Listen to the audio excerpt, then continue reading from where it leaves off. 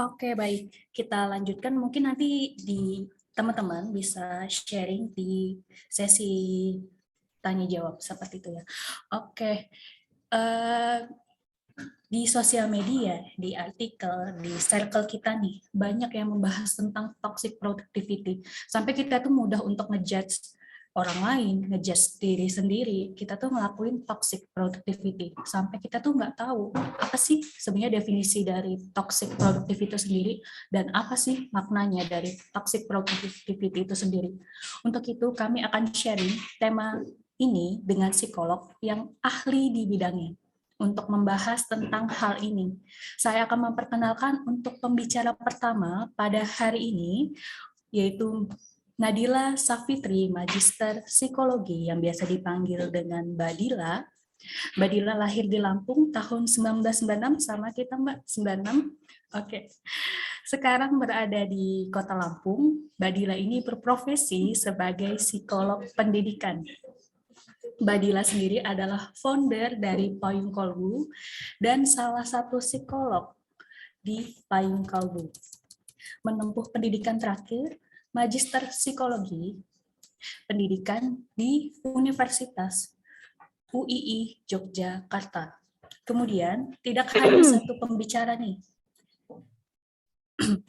Oke, tidak hanya satu pembicara nih, tapi kita hadirkan satu pembicara lagi pada hari ini, agar materi hari ini bisa dibahas dengan luas. Saya akan memperkenalkan untuk Anggia Ayu Lanzar, Magister Psikologi yang biasa disapa dengan Mbak Anggi. Mbak Anggi sendiri adalah psikolog industri dan organisasi, Kadif Assessment and Consulting di Mitra Optima Talenta Balikpapan, menempuh pendidikan terakhir Magister Psikologi Industri dan Organisasi di Universitas Ahmad Dahlan Jogja. Oke. Sepertinya pembicara hari ini geng dari Jogja semua ya. Kebetulan saya gengnya dari geng Malang nih. Ada nggak sih teman-teman alumni atau yang kuliah di Malang? Boleh nih ditulis di kolom chat seperti itu. Oke. Tanpa berlama-lama lagi, saya persilahkan untuk Mbak Dila. Mbak Dila, dipersilahkan. Oke, halo. Suaranya udah masuk ya, Dona ya?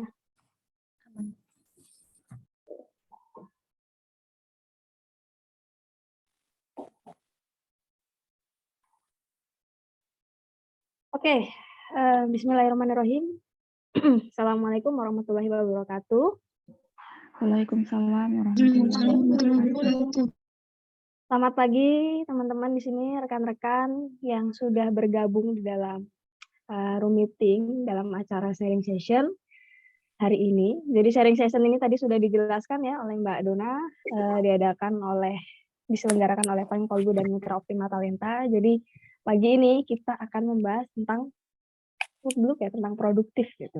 Mulai dari produktifnya itu sendiri maupun toxic productivity itu sendiri.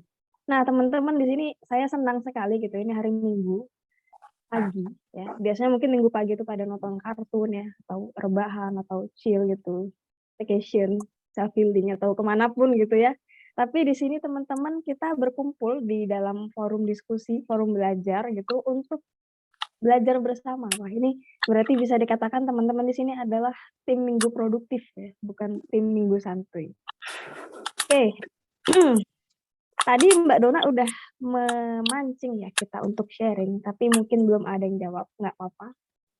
Kita mulai aja. Saya izin share screen langsung ya.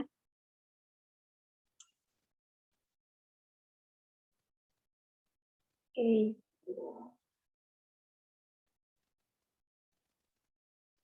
Sudah muncul materinya? Sudah, Mbak Dila. Oke, sudah. Di sini udah siap semua ya? Ini udah boleh dimulai nih, Dona? Ya, boleh dipersilakan, Mbak Dila. Udah pemanasan lah ya tadi ya? Iya, sudah. Yap. Ya, selamat datang sekali lagi di acara sharing session ya teman-teman. Kita hari ini membahas tentang productive without toxic. Tadi sudah sempat dibahas. Nah, hari ini beberapa menu kita yang kita bahas gitu ya. Berhubung ini ada 2 pemateri ya. Jadi kita bagi 2 nih, kita bagi tugas nih antara saya dan Mbak Anggi gitu. Di awal kita perlu membahas tentang produktivitas, Terus kemudian apa sih yang membuat orang itu produktif ya? Mungkin di sini beberapa peserta bukan yang sulit mengontrol produktivitasnya, tetapi mungkin beberapa ada juga yang sulit untuk produktif. Nah, kita perlu tahu nih, apa sih yang membuat ada orang yang produktif, ada yang enggak, apa yang membuatnya. Kemudian sampai akhirnya kita nanti juga bahas produktif yang sudah berlebihan gitu atau toksik itu tadi. Nanti kita akan bahas dan bagaimana sih dampaknya. Jadi hari ini teman-teman sharing session kita hari ini semoga apa ya, kita banyak belajar gitu, banyak mendapatkan insight baru dengan adanya sharing ini dan teman-teman setelah ini bisa mendapatkan apa ya, suatu insight atau motivasi tertentu dari hari ini. Nah, kita mulai bahas basic-nya nih ya. Produktivitas itu sebenarnya apa sih? Mungkin orang mengistilahkan sesuatu produktif tuh gampang gitu. Kamu produktif banget sih, aduh kok hari ini aku belum produktif sih, kok aku kayaknya udah kelebihan produktif sih. Jadi kayak istilah produktif itu udah istilah yang umum banget digunakan. Nah, tapi kalau kita melihat definisinya gitu ya, sebenarnya secara umum produktivitas itu adalah kemampuan individu, boleh jadi juga tim ya, organisasi untuk bekerja secara efisien ya. Efisien dalam kurun waktu tertentu untuk memaksimalkan output. Jadi intinya menghasilkan produk gitu ya dengan waktu dan kerja yang efisien. Seperti itu sih secara umum dari pengertian produktivitas.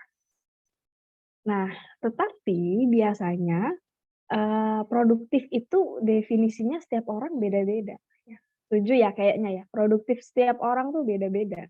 Bergantung pada apa? Bisa jadi kondisinya, posisinya dia gitu ya, perannya atau kesibukannya saat ini. Gitu. Jadi kalau misalnya nih kita ngomongin orang karyawan ya, dia sebagai marketing, dia produktif ketika dia dapat mencapai target-targetnya. Misalnya profesi dosen, misalnya dosen dikatakan produktif ketika dia banyak masukan publikasi nih misalnya. Atau mahasiswa dikatakan produktif ya ketika dia mungkin menghasilkan banyak karya atau berprestasi atau apapun itu aktif dalam acara kampus atau di luar kampus gitu. Dan itu bergantung pada perannya juga gitu ya. Nah, di sini mulai nih kita bertanya-tanya akhirnya. Jadi produktif bagi kita tuh apa? Pasti setiap orang punya definisi produktifnya masing-masing. Boleh deh teman-teman kita pemanasan nih sharing di kolom chat. Produktif bagi kalian itu apa sih? Misalnya ketika bisa bangun pagi gitu, ketika seharian nggak rebahan atau apapun deh, produktif bagi kalian itu apa sih? Biar kita tahu juga di sini rata-rata apa sih, mahasiswa kah atau pekerja atau sebagai ibu rumah tangga misalnya atau sebagai suami, di sini itu produktif bagi kalian tuh apa sih pengertiannya? Boleh yuk di kolom chat atau ada yang mau ngomong secara langsung? Open mic? Oh, mau tanya Dona dulu aja deh. Don, menurut Oke. Dona mendefinisikan produktif itu seperti apa? Ketika apa atau apa gitu? Oke. Definisi produktif bagi aku itu aku ngelakuin kegiatan yang punya manfaat. Jadi punya tujuan, nggak cuman untuk apa ya? Intinya tuh punya tujuan dan manfaat kayak gitu sih, Mbak Dila. Oke, ketika mengerjakan sesuatu itu ada manfaatnya, ada tujuannya Iya, gitu. Enggak yang ya udah nggak ngapa-ngapain kayak gitu ya. enggak Nah, di sih. sini udah mulai nih muncul nih. Ketika bisa menjalankan tim organisasi dengan baik dan maksimal. Oke, tapi itu produktif. Ketika bangun pagi, apa tadi langsung masak, tapi nggak bisa. Loh, berarti ketika bisa itu produktif gitu ya. Iya, ketika nggak bisa. Kemudian ada produktif, banyak kegiatan yang dikerjakan namun dalam kurun waktu. Oke, sesuatu yang bermanfaat, tidak malas-malasan. Oke, konsisten belajar, ada hasilnya ya. Tuh, konsisten belajar, ada hasilnya juga gitu. Jika aku menyibukkan diri untuk menjadi lebih baik. Masya Allah. Bisa Bagus mengelola bener. waktu. Oke, mengisi waktu luang dengan kegiatan yang bermanfaat. Ketika bisa mandi pagi. Nah, sesimpel itu ya. Kadang produktif itu sesimpel kita nggak rebahan mulu gitu ya. Kita bisa bangun pagi, melakukan aktivitas, masak, beres-beres atau apapun. Ketika bisa, ini acak ya. Ketika bisa manajemen waktu, oke, melakukan banyak manfaat semua kerjaan baik di rumah, di kantor diselesaikan dengan baik. Oke. Bermanfaat untuk diri, orang lain, dan dunia. Wah, ini deep Luar banget biasa ini sekali kalau sih. diperluas ini maknanya dalam untuk bermanfaat untuk diri sendiri. Berarti untuk pengembangan diri, kepuasan diri, kebutuhan gitu. Orang lain juga dan dunia, Masya Allah. Kemudian ada produktif, melakukan sesuatu yang sudah direncanakan di hari itu. Nah, betul juga tuh, kadang kita itu udah rencana hari Minggu jalan pagi misalnya, terus kesiangan nggak jadi, ya itu nggak produktif. Nah, tapi ketika bisa kelakon gitu ya, wah itu seneng tuh rasanya, Iya, akhirnya bisa happy jalan banget pagi. sih. Kayaknya pengalaman ya, Dona. Iya. Oke. Konsisten menghasilkan sesuatu, ya setuju. Ketika bangun pagi sampai tidur lagi, tercapai list activity yang sudah diplankan. Oke, mantap. Jadi beberapa tipe ya dari kita gitu. Mungkin banyak juga yang setiap hari itu dia ada to-do list, apa sih aktivitas hari ini, kayak gitu. Di checklist, kayak gitu. Misalnya apa kerjaan apa, atau urusan rumah, atau untuk diri sendiri mau baca buku ini, kita list. Terus ketika kita bisa men-checklist itu, kita lakukan di hari itu, wah mungkin ada perasaan bahagia sendiri gitu ya, puas kita bisa melaksanakan apa yang kita rencanakan. Betul teman-teman, jadi definisi produktif itu luas, subjektif ya, bersifat subjektif dan personal bagi setiap orang. Nah, pertanyaan selanjutnya, ini udah di next nggak? Kalau definisi produktif setiap orang berbeda, berarti faktor yang membuat orang bisa produktif juga berbeda dong? Jawabannya iya, setiap orang pasti ya faktor-faktornya atau yang memicu dia produktif itu pasti beda-beda. Nah, ini ada beberapa hal yang bisa membuat orang itu produktif ya. Meskipun di luar ini banyak gitu. Mungkin kita coba lihat satu yang pertama. Fokus pada tujuan jangka panjang. Nah, ini memang ya ketika kita punya tujuan, kita punya target, jadi apa yang di masa yang akan datang gitu, jangka panjang itu atau target yang besar gitu, biasanya apa yang kita lakukan hari ini adalah untuk mencapai itu. Jadi kita itu menghasilkan atau melakukan sesuatu yang memang menunjang agar kita mencapai itu, produktif kita. Jadi nggak yang perilaku tanpa tujuan yang kayak Dona bilang tadi gitu ya. Ketika kita punya tujuan, kita pengennya apa, misalnya di bulan depan, di tahun depan, atau apapun gitu di akhir kelulusan misalnya kita ada target tertentu. Misalnya ini ya kalau misalnya konteksnya siswa, mahasiswa gitu. Ya bisa jadi motivasi dia aduh pengen lulus cum laude deh gitu. Nggak apa-apa gitu. Ketika itu dia udah menargetkan tujuan jangka panjang, dia baru masuk nih selama 7 semester, 8 semester pasti perilakunya dia, ya pola belajarnya dia mengarahkan untuk mendapatkan itu gitu, produktif ya, nggak yang hilang-hilangan, nggak yang bolos-bolosan, kemudian mungkin aktif juga, enjoy dalam belajar gitu, menikmati materinya dan lain sebagainya. Jadi ketika ada tujuan, pasti itu membuat kita produktif. Kemudian yang kedua, keinginan untuk berkontribusi. Nah, tadi ya, bergantung peran, bergantung posisi. Jadi individu itu memiliki keinginan untuk berkontribusi untuk lingkungannya. Jadi kan kita bukan makhluk individual ya, tapi kita makhluk sosial. Kita juga bagian dari kelompok misalnya, kita juga bagian dari perusahaan gitu. Jadi sebagai posisi yang kita tempati saat ini, pasti kita punya peran dan punya job desk. Nah, keinginan kita untuk berkontribusi itu yang membuat kita produktif. Tapi ketika ada orang yang ngerasa, kenapa sih ada orang yang nggak produktif padahal dia ada job desk-nya? Ya bisa jadi dia ngerasa, biar orang lain aja lah yang ngerjain. Kalau ada orang lain kenapa harus saya gitu. Nah, itu tanda-tanda orang yang memang mungkin nggak seproduktif orang-orang yang pengen atau punya keinginan lebih untuk bisa berkontribusi. Kemudian bisa jadi dia merasa tertantang ya. Jadi ada rangsangan tertentu, stimulus yang membuat dia boleh juga nih dicoba nih. Meskipun kayaknya sulit gitu ya, kalau dia ngerasa tertantang, ini hal yang baru gitu. Dia kejar, dia belajar, dia survive gitu.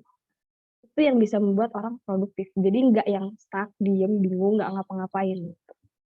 Kemudian kebutuhan untuk dihargai orang lain. Nah, ini kebutuhan ya teman-teman. Jadi kebutuhan untuk mendapatkan penghargaan, orang lain respect sama kita, itu kebutuhan psikologis gitu. Kebutuhan dasar juga termasuk ya. Dan memang nggak bisa dipungkiri juga bahwa ya lingkungan akan lebih menghargai orang-orang yang ya dia apa ya, bukan produktif sekedar produktif ya, daripada memang yang dia malas-malasan, pasti orang menghargai orang yang memang bekerja keras gitu. Misalnya nih dalam suatu perusahaan, pasti ada awarding juga misalnya untuk karyawan yang berprestasi ya. Terus misalnya ada atau apapun deh ya, job desk, kegiatan, kerjaan kayak gitu. Ketika kita bisa melakukannya, pasti orang lain menghargai kita, respect sama kita. Berbeda ketika kita hilang-hilangan, lari dari tanggung jawab, nggak produktif, unproduktif gitu ya. Itu mungkin kita ya itu nggak dapat dihargai orang lain itu tadi. Nah, ketika orang nggak butuh itu, ya mungkin akhirnya dia jadi nggak produktif. Kemudian yang terakhir, tapi mungkin ini bukan cuman ini ya, banyak hal lain yang bisa membuat produktif gitu. Ini yang basic malahan ya, keinginan untuk memenuhi kebutuhan dasar. Ya dia kerja, dia lembur, ya karena buat dapat duit gitu ya, buat bayar kos-kosan misalnya, buat hidup dalam sebulan, 2 bulan ke depan, buat membiayai anak, istri misalnya, buat membiayai dia sendiri. Jadi realistis, dia produktif karena dia ingin memenuhi kebutuhannya dia. Butuh duit, butuh makan, dan lain sebagainya. Butuh tempat tinggal, butuh kendaraan, seperti itu. Ini ya, jadi beberapa hal ini yang membuat orang produktif, tapi beda-beda gitu. Bisa jadi setiap orang beda. Jadi orang yang kenapa ya ada orang yang produktif, ada yang enggak, ya mungkin berbeda dalam kondisi ini. Ada yang udah punya tujuan, ada yang enggak gitu. Ada yang ngerasa tertantang, ada yang ngerasa enggak tertantang gitu. Nah, selanjutnya faktor. Jadi selain hal yang bisa membuat orang produktif, juga ada faktor yang memang bermain gitu, berperan dalam produktivitas itu sendiri ya. Yang pertama motivasi, kayak kita bahas tadi gitu ya, dia ya memang karena mau memenuhi ini, pengen berkontribusi gitu, jadi ada motivasinya gitu. Tapi nggak termotivasi gitu ya, demotivasi ya dia nggak produktif ya. Kemudian secara psikologis ya, kepribadian tertentu memang berkaitan gitu ya dengan produktivitas seseorang ya. Mungkin orang yang memang kebutuhan untuk berprestasinya lebih gitu, kegigihannya, daya tahannya itu mungkin lebih produktif gitu. Kemudian dalam mengontrol diri dan mengontrol emosi gitu ya. Jadi kadang kan orang nggak produktif karena dia itu sulit mengontrol emosi dia. Jadi ketika dia sedih, ya udah sedih berkepanjangan, nggak produktif gitu. Galau-galau seminggu gitu. Nah, jadi ketika orang itu memiliki kontrol diri, kontrol emosi yang baik, itu juga dapat mempengaruhi produktivitas seseorang. Kemudian bakat ya, bakat itu tentu juga menunjang. Kita melakukan sesuatu ketika ada bakatnya itu biasanya lebih mulus dibandingkan orang yang memang perlu mengasah gitu, mengasah terlebih dahulu. Kemudian ya latihan, pendidikan itu juga mempengaruhi. Lingkungan atau dukungan dari orang lain itu juga sangat mempengaruhi ya. Kadang mungkin ada kita ini udah produktif ya, tetapi mungkin atasan kita atau rekan kerja kita atau teman-teman kita itu misalnya nggak mendukung atau nggak mengapresiasi atau apapun lah, kayak nggak dihargai sama sekali apa yang kita lakukan. Ya bisa jadi akhirnya kita ya udah deh, ini gue dibutuhin nggak sih untuk produktif gitu kan, kadang kita ngerasa gitu. Jadi pentingnya juga kita mendapat dukungan atau kita mendukung orang lain untuk produktif karena itu juga mempengaruhi produktivitas gitu. Kemudian manajemen waktu. Nah, ini juga pasti mempengaruhi ya teman-teman ya. Ketika kita udah kebanyakan agenda, justru produktivitasnya dipertanyakan gitu. Itu produktif atau sibuk? Nah, produktif sama sibuk kan beda. Jadi penting juga kita melihat pengelolaan waktunya kita gitu. Dalam sehari, dalam 2 hari kita agendanya apa aja kayak gitu. Kemudian kondisi fisik, nah ini pasti ya teman-teman ya, nggak mungkin kita misalnya lagi positif, COVID, karantina, kita produktif yang gimana-gimana, pasti kita butuh istirahat ya, butuh naikin imun dulu, naikin mood dulu, dan lain sebagainya. Bahkan keberuntungan pun bisa mempengaruhi produktivitas. Oke, nah pertanyaannya gitu ya, apakah orang yang workaholic, yang gila kerja itu lebih produktif? Coba dong jawab di kolom komentar teman-teman. Apakah menurut teman-teman orang yang workaholic itu lebih produktif? Oke, mungkin teman-teman boleh diisi. Tidak, Maksudnya tidak selalu. Tidak, belum tentu. belum tentu. Tidak. Oke, benar. bukan benar iya ya, maksudnya benar jawaban teman-teman bahwa orang yang workaholic belum tentu produktif. Ya Tergantung mungkin motivitas. iya, Maaf, benar. terbelit-belit. Banyak kerjaan ya belum tentu ya, bukan berarti tidak ya. Kalau tidak berarti sama sekali dia nggak produktif, enggak juga. Tapi bisa jadi memang orang yang gila kerja dia produktif ya, bisa jadi dia bisa mengelola, dia bisa maksimal di setiap kerjaannya gitu. Tapi belum tentu, bisa jadi orang yang banyak kerjaan itu dia justru nggak fokus, dia nggak maksimal dalam satu kerjaan, akhirnya ya outputnya nggak maksimal gitu ya. Tadi kan definisi awal kan tadi ketika memaksimalkan output. Nah, ketika outputnya nggak maksimal berarti itu belum termasuk produktif. Gitu. Dia cuma sibuk aja semua dikerjain. Tapi jadi jawabannya belum tentu ya teman-teman. Bukannya iya atau bukannya tidak. Belum tentu. Nah, ngomong-ngomong workaholic, kita sampai pada pembahasan toxic productivity. Produktivitas atau perilaku produktif yang berlebihan gitu. Kalau misalnya dari definisi ini ya. Nah, tapi kita coba pahami kembali definisi yang benar gitu ya untuk istilah ini ya. Nah, ini teman-teman. Jadi toxic productivity itu obsesi yang berlebihan untuk menjadi produktif setiap waktu tanpa mau berhenti meskipun tanggung jawabnya udah selesai. Jadi kata kuncinya tuh sebenarnya obsesi yang berlebihan ya. Obsesi berlebihan untuk selalu produktif. Ayo dong produktif. Nge-push dirinya untuk selalu produktif. Padahal sebenarnya mungkin tanggung jawab utamanya dia udah selesai gitu. Nah, sementara yang dikatakan toksik ini sudah berlebihan meskipun tanggung jawabnya udah selesai. Nah, sama dengan halnya tadi ya, budaya gila kerja.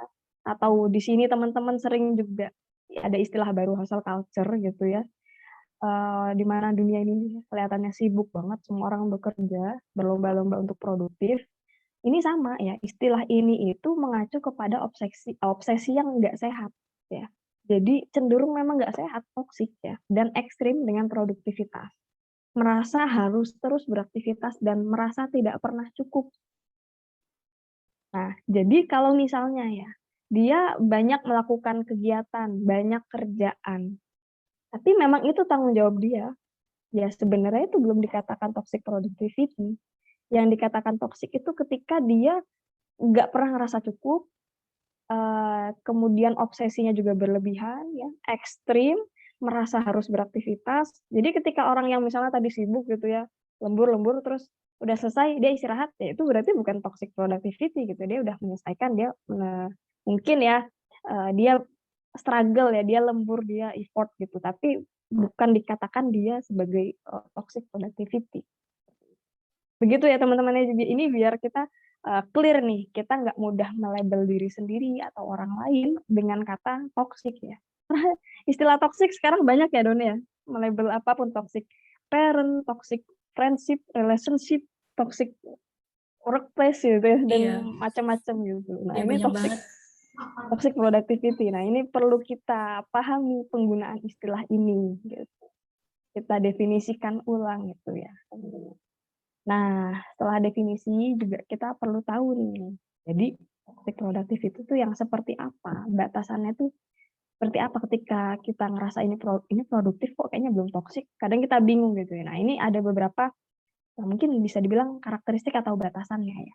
Yang pertama, merasa bersalah ketika menganggur. Tanda kutip menganggur ya. Kalau misalnya memang dia nganggur gitu, dia nggak ada keinginan untuk ini ya itu salah. Cuman ini tuh dia merasa bersalah ketika dia menganggur, padahal dia tuh nggak nganggur gitu. Padahal dia tuh sebenarnya sudah menyelesaikan tanggung jawabnya, banyak tanggung jawab, banyak kerjaan yang sudah dikerjakan. Terus saatnya istirahat nih, jeda. Nah, tapi orang yang terjebak dalam toxic productivity ini dia merasa bersalah gitu. Kemudian bekerja berlebihan hingga membahayakan kesehatan dan mengganggu hubungan sosial dengan orang lain. Nah, sebenarnya toksik ini kita bisa, kalau kita peka ya, sebenarnya ada alarmnya ya teman-teman ya. Salah satu alarmnya adalah kesehatan kita. Ketika kita sudah merasa, aduh ini jompo banget nih, udah butuh apa nih, pusing, pegel, leher, tegang, encok lah segala macam. Ya mungkin memang kita sudah berlebihan kerja, tapi itu jadikan sebagai alarm. Ini kerjanya udah berlebihan atau enggak ya. perasaan kita tuh gimana ya? Apakah setelah ini kita masih belum puas seperti itu? Jadi alarm fisik itu jangan diabaikan ya. Maksudnya kita perlu aware, ini kita fisik ini capek gara-gara apa ya? Apakah memang oke ya karena kemarin kerja, ataukah ada hal lain? Misalnya toxic productivity ini, kita nggak ngerasa cukup, kita merasa bersalah kalau kita diem aja gitu. Nah, alarmnya juga bisa jadi dari orang lain. Kok om nggak pernah ada waktu sih buat aku? Misalnya kayak gitu. Itu jangan dianggap langsung dia bilang, kamu tuh nggak paham aku, nggak langsung kayak gitu juga ya. Kita perlu introspeksi juga, oh apa iya ya memang waktuku untuk orang lain itu sudah sedikit itu. Nah, itu bisa jadi alarm teman-teman. Buat keluarga deh misalnya ya, itu bisa jadi alarm. Apakah ini udah berlebihan atau enggak? Dari 24 jam kita ngurusin kerjaan sama berinteraksi sama orang lain berapa porsinya. Nah, itu kita bisa menyadari itu. Kemudian ekspektasi yang tidak realistis terhadap diri sendiri. Nah, ini penting juga ya sebenarnya untuk kita mengelola ekspektasi dan menyadari sebenarnya harapan kita tuh apa sih? Apa sih yang kita butuhin? Apa sih yang kita kejar gitu. Ketika harapan tujuan kita atau ekspektasi kita terhadap diri kita itu enggak realistis gitu ya. Selalu menuntut gitu, selalu merasa bersalah, menyalahkan diri sendiri. Itu bisa jadi alarm juga ya teman-teman bahwa kita jangan-jangan sudah terjebak dalam obsesi yang berlebihan untuk produktif gitu. Kemudian mengerjakan sesuatu di luar tanggung jawab secara berlebihan juga ya. Akhirnya orang ini nggak tahu prioritas, nggak tahu yang mana yang memang urgent gitu ya. Dan ini sudah termasuk ke dalam lingkaran itu toxic productivity. Kemudian yang terakhir merasa kesulitan untuk beristirahat. Nah, kadang nih masalah klien itu bermula dari keluhan sulit tidur.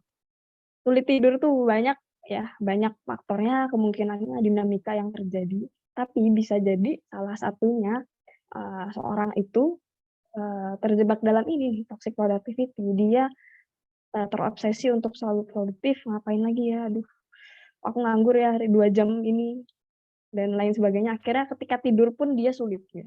Padahal waktunya dia istirahat sebenarnya. Nah, bisa jadi kesulitan istirahat, sulit tidur itu menjadi alarm kita, jangan-jangan kita apa ya, memenuhi atau kayak sama dengan karakteristik toxic productivity.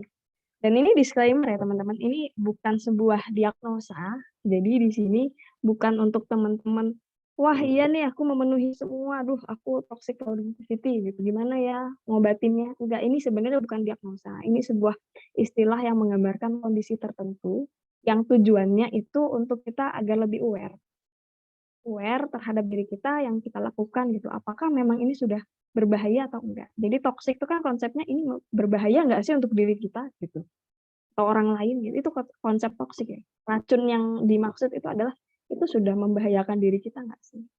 Gitu. Nah, memang toxic ya. Dan ini dampaknya teman-teman. Dampak toxic productivity itu ini. Yang pertama pasti kita capek ya. Burnout, kelelahan. Jadi karena kita melakukan banyak aktivitas, banyak kerjaan, bahkan yang di luar tanggung jawab kita, gitu, nggak pernah ada habisnya kayak gitu. Kemudian bisa jadi ya, memicu permasalahan psikologis yang lain. Kita kan gelisah terus ya, kita cemas, kita stres gitu ya. Bisa jadi kita juga sampai ke depresi kayak gitu.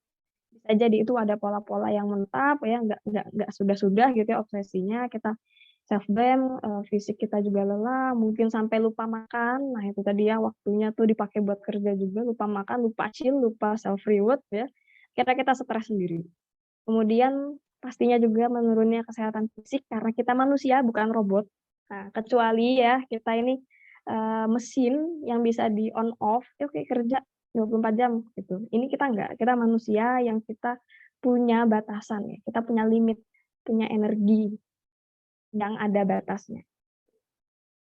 Kemudian menurunnya performa kerja. Nah, ini fakta ya teman-teman ya. Seperti yang disebutkan tadi, ketika kita banyak aktivitas, banyak yang dikerjain gitu ya, justru belum tentu performa kita itu maksimal gitu. Dibandingkan ketika kita fokus di situ. Kemudian kehidupan sosial terganggu ya. Ini dampaknya ya teman-teman. Jadi dampak ini ya dampak ya sebisa mungkin kita nggak merasakan ini gitu. Sebisa mungkin kita ya jangan sampai deh kayak gitu. Meskipun kayak misalnya kerja kita tiba-tiba ya burnout, lelah itu wajar. Tetapi kalau burnout-nya karena toxic productivity ya sebisa mungkin kita cegah. Kalau memang lelahnya karena kita banyak kerjaan ya nggak apa-apa. Habis itu bisa istirahat. Nah, tetapi kalau lelah karena kita toxic productivity, habis itu kita tetap nggak bisa istirahat. Makin panjang urusannya. Begitu teman-teman. So, jadi ya setelah kita bahas tadi tentang toxic productivity, kita bisa nih merefleksikan diri kita, apakah sebenarnya kita ini udah termasuk atau mengarah atau hampir atau pernah gitu ya terjebak dalam toxic productivity. Dan lalu bagaimana sih menghindarinya, gimana sih mengatasinya, jangan sampai deh kita mengarah kepada perilaku produktif yang toxic. Karena kita harapannya kan kita produktif ya dalam yang sehat gitu, dalam skala, dalam batasan yang sehat ya. Makanya judulnya ini produktif ya, toxic gitu. Karena kita butuh produktif, tetapi memang dalam batasannya. Kita semua di sini usia produktif ya, saya yakin ya. Belum nggak ada yang lansia kan di sini pesertanya ya. Kita masih produktif, jadi wajar kita punya kebutuhan, kita punya motivasi untuk melakukan produktivitas itu wajar banget. Apalagi kita sebagai apa, sebagai posisinya apa, sebagai apa, perlu apa, butuh apa. Jadi itu perlu banget. Nah, mungkin cukup sekian teman-teman. Setelah ini kita bisa bahas bagaimana caranya untuk kita bisa menghindari atau mengatasinya. Jadi bisa jadi yang memang masih dalam skala aman gitu. Oke lah masih aman. Tapi kita harus tahu nih menghindarinya gimana. Tapi mungkin ada yang sudah terjebak dan gimana sih mengatasinya. Nah, nanti kita akan bahas ya sama Mbak Anggi ya, kita sharing-sharing. Sekian teman-teman, semoga bermanfaat. Nanti kita lanjutkan diskusinya. Begitu Dona. Oke, baik. Terima kasih Mbak Dila. Oke, selanjutnya kita akan persilahkan untuk pembicara kedua pada acara hari ini. Please welcome to Mbak Anggia. Please welcome. Oke, baik. Please welcome gini dong ya dadanya. Red carpet nggak Mbak? Oke, lihat dulu aku ya. Oke, untuk Mbak Anggi dipersilahkan. Oke, Mbak Dona, terima kasih. Bismillahirrahmanirrahim. Assalamualaikum warahmatullahi wabarakatuh. Salam sejahtera untuk kita semua. Om Swastiastu, Namo Buddhaya, salam kebajikan. Selamat hari Minggu, teman-teman, gitu ya. Yang biasanya mungkin jam segini masih memilih untuk bersantai atau sama kegiatan yang lain, hari ini memilih untuk bergabung nih sama kita untuk ikut sharing session, ya. Tidak terduga gitu sebenarnya buat saya dan Mbak Dila gitu ya, kita kira nggak seantusias ini nih teman-teman ketika dilempar tema ini gitu ya Mbak Dila ya, tapi ternyata alhamdulillah gitu ya, banyak orang-orang yang mau improve dirinya lebih baik dalam menangani si toxic productivity gitu ya. Nah, bicara tentang toxic productivity, ini itu istilah yang beberapa waktu belakangan ini, terutama ketika pandemi ini sedang naik daun gitu ya. Padahal sebenarnya kata-kata ini atau istilah ini sudah lama digunakan gitu ya. Tadi sebelum saya share script ya, kayak tadi Mbak Dila bicara tentang workaholic. Nah, itu adalah istilah lama yang sebelumnya digunakan. Tadi kalau Mbak Dila tanya nih, apakah workaholic itu produktif? Nah, ternyata ini sedikit pembahasan di workaholic itu sebenarnya terbagi juga nih Mbak Dila, Mbak Dona, dan teman-teman sekalian. Itu ada work enthusiast sama work addict gitu ya. Jadi yang punya kerja gitu, atau memang ya kerjanya adalah hal yang menyenangkan untuk dia sehingga dia memilih melakukan hal tersebut gitu ya. Nah, itu yang workaholic itulah yang beberapa waktu yang lalu istilah yang digunakan. Nah, kalau toxic productivity itu masuknya ke work addict gitu ya. Work addict sehingga pada beberapa hal ketika work addict ini tidak ditangani dengan tepat, itu jatuhnya memang menjadi gangguan yang lebih serius gitu. Bahkan harus penanganan dengan ahlinya. Jadi semoga dengan ikut ini jadinya lebih tahu nih alarm ketika wah ini produktivitasku sudah mulai tidak sehat nih. Gitu. Nah, bicara dengan kata toksik atau Madila ya, sering banget sekarang kata toksik itu dipakai. Apa-apa dibilang toksik, apa-apa dibilang toksik gitu ya. Nah, itu juga jadi warning buat kita untuk tidak gampang mentoksikkan sesuatu gitu ya teman-teman. Karena pada beberapa hal bisa jadi perlu kita pahami lebih lanjut. Misalnya ketika orang tua tidak setuju dengan pendapat kita, lalu tiba-tiba kita bisa bilang, wah itu toxic parenting gitu ya. Padahal harusnya digali dulu. Nah, kata toxic ini memang ketika sesuatu itu sudah berlebihan dan memberikan dampak buruk. Ini saya mulai share screen.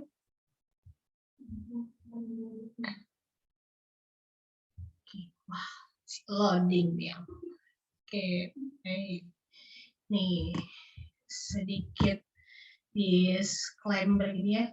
Saya hari Minggu-Minggu gini ternyata masih di kantor nih Mbak Dila. Ini sebenarnya sama Mbak Dona nih satu tempat dan kita sedang di kantor karena ada kegiatan yang memang tidak bisa ditinggalkan. Minggu loh Mbak ini. Iya, beberapa orang mungkin akan bilang, aduh toxic productivity banget hari Minggu gini ke kantor gitu. Tapi ternyata seperti apa yang Mbak Dila sampaikan nih teman-teman sekalian, makna produktifku, produktifmu, dan produktif kita bisa saja berbeda-beda gitu ya. Sehingga perlu saatnya, waktunya kita war on toxic productivity. Diperangi nih si toxic productivity saat ini atau yang terjadi hari ini sama kamu. Nah, ayo kita tangani bersama.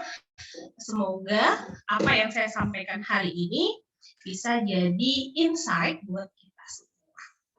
Nah, karena ini sharing session ya, yang namanya sharing berarti harusnya dua arah.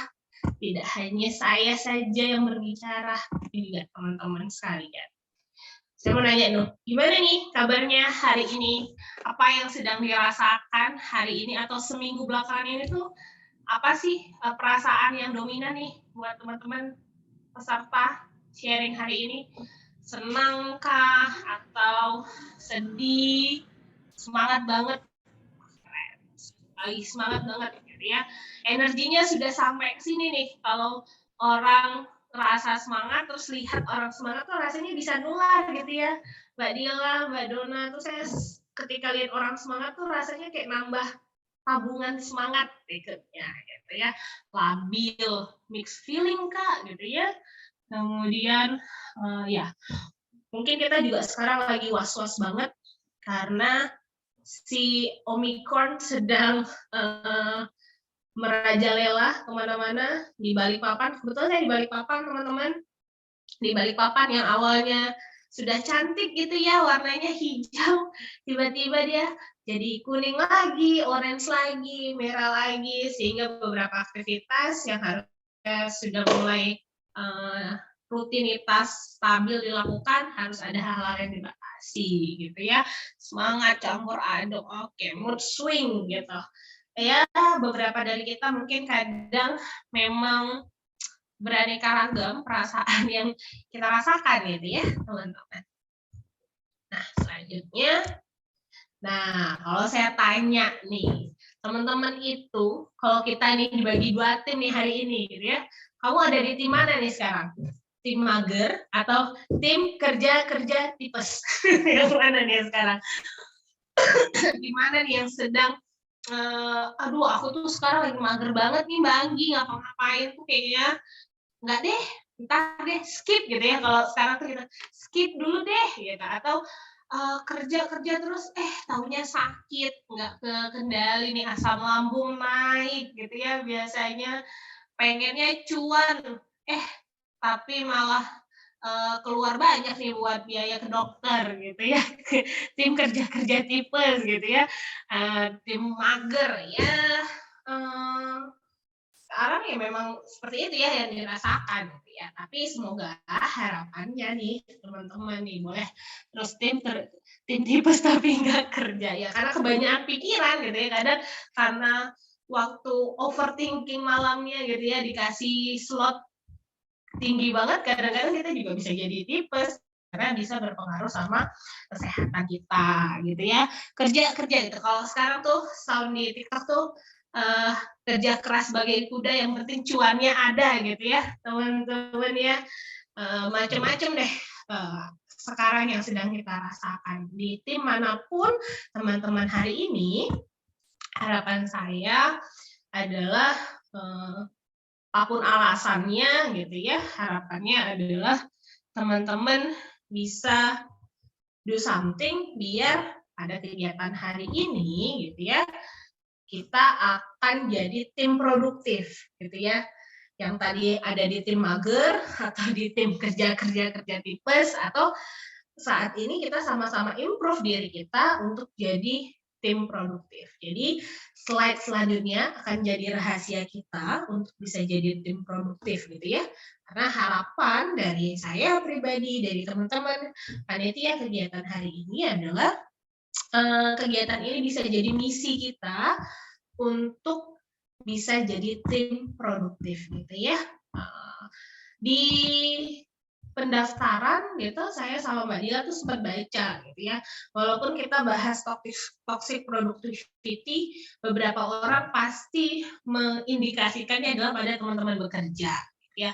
Padahal ya si toxic productivity ini bukan cuma tentang orang bekerja gitu ya, tapi mungkin bagi teman-teman yang saat ini jadi mahasiswa, kemudian jadi ibu rumah tangga gitu ya, bisa jadi toxic ini pun bisa menyerang kita semua gitu ya. Toxic productivity ini menyerang kita semua, seperti apa yang sudah disampaikan Mbak Dila sebelumnya, faktor-faktor yang mempengaruhinya.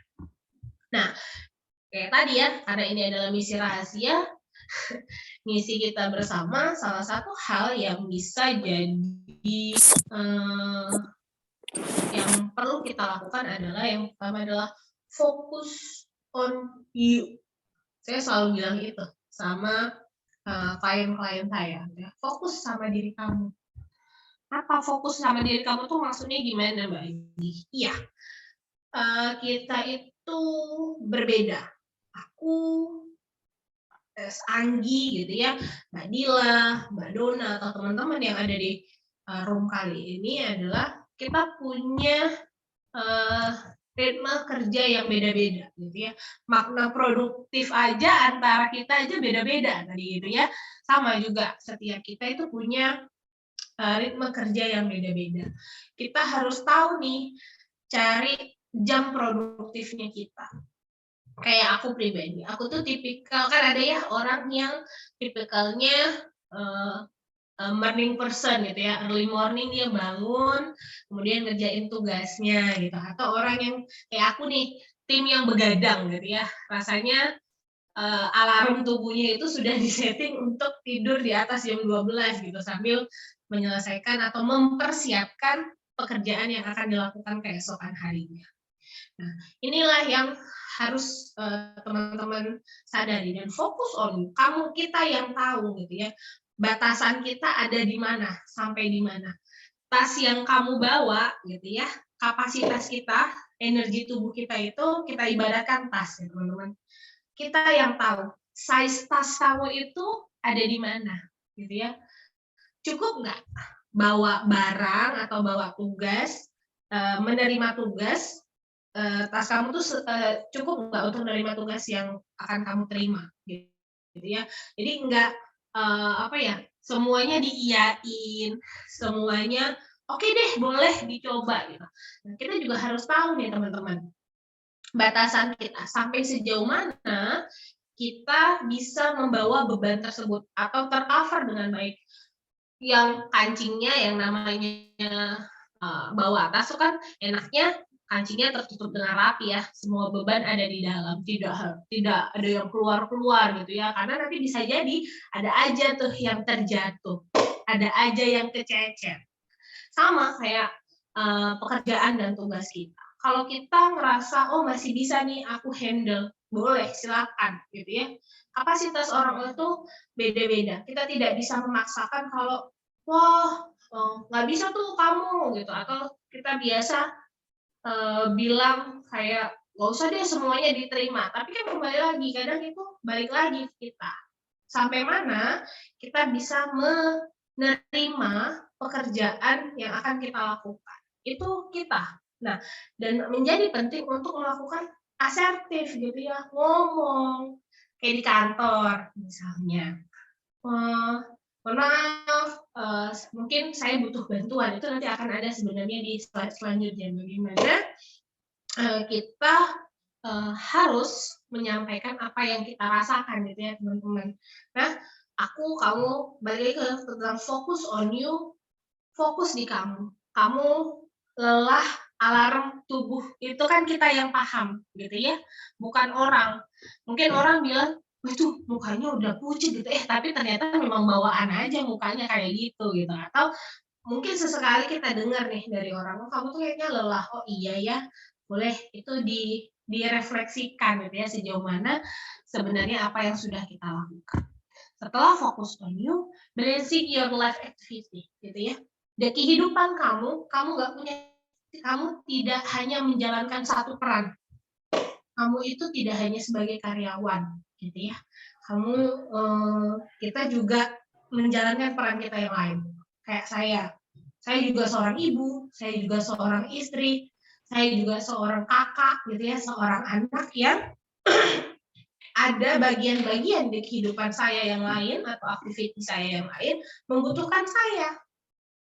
Tidak hanya sebagai saya, kayak tadi Mbak Dona bilang sebagai di kantor, saya sebagai kepala assessment and consulting. Tidak hanya itu tuh peran saya.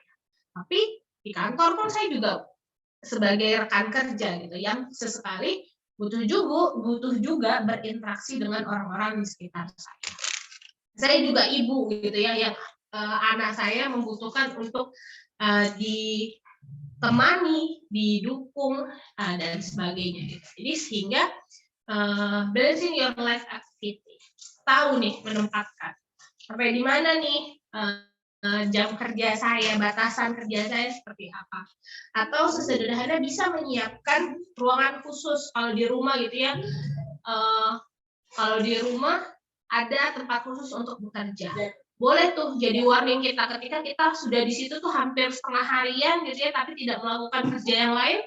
Oke, saatnya untuk beraktivitas atau sekedar mengobrol dengan orang yang ada di rumah, menyapa teman yang ada di WhatsApp misalnya, kan seperti itu. Nah, tapi ketika melakukan sesuatu, kita juga harus mindfulness gitu ya. Kayak teman-teman yang sedang dengerin sharing session hari ini. Kalau bisa tidak sambil disambi seperti itu. Nah, kadang karena disambi-sambi itu dan multitasking itu, kita kadang menjadi tidak cukup tuntas ketika melakukan sesuatu gitu teman-teman. Nah, akhirnya memang akan berpengaruh pada balancing aktivitas kita.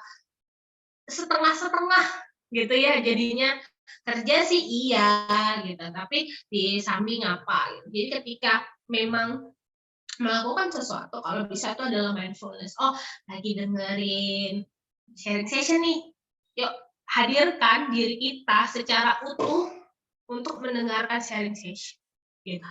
Atau ketika kita sedang ngobrol sama teman gitu ya, hadirkanlah diri kita secara utuh untuk bersama teman kita gitu. Nggak disambi main handphone atau apa. Kembali lagi karena hidup ini tidak selalu tentang jadi juara teman-teman gitu ya, nggak mesti. Kita juga bukan mie instan yang bisa jadi selera semua orang gitu ya. Jadi jalankan, dan kita yang tahu kadarnya membalancing aktivitas kita. Yang namanya balance itu bukan berarti 50-50, tidak ya. Tapi saat semuanya terisi penuh, itu namanya balancing. Misalnya, oh iya untuk pekerjaan ada di 40 gitu ya, untuk bersama keluarga ada di 30, untuk kegiatan secara pribadi ada di 30. Nah, bagaimana kita mampu untuk memenuhi porsi-porsi yang ada di kehidupan kita untuk akhirnya menjadi balancing. Nah, ini kadang yang jadi penting ya, be realistic, gitu ya. Dirasakan gitu. Ketika lelah, ya namanya kerja banyak, kegiatan kampus banyak, misalnya tugas kampus banyak gitu. Ya pasti lelah. Kayak kata Mbak Dila, kita itu bukan robot gitu ya.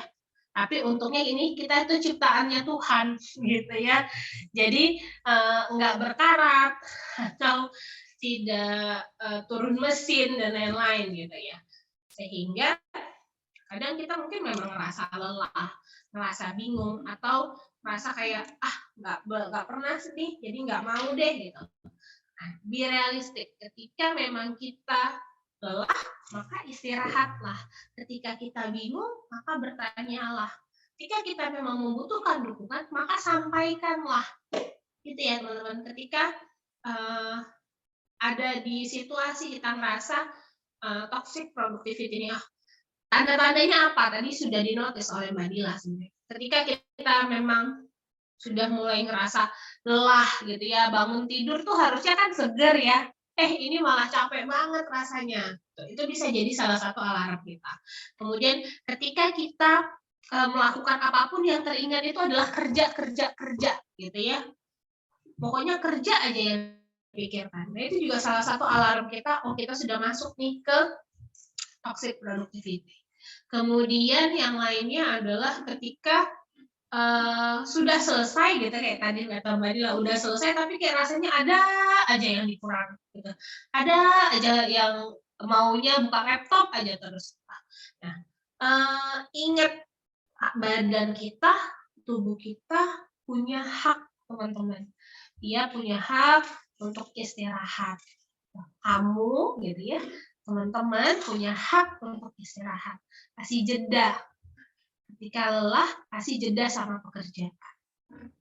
Nah, ketika memberikan jeda gitu, caranya gimana Mbak Anggi gitu ya?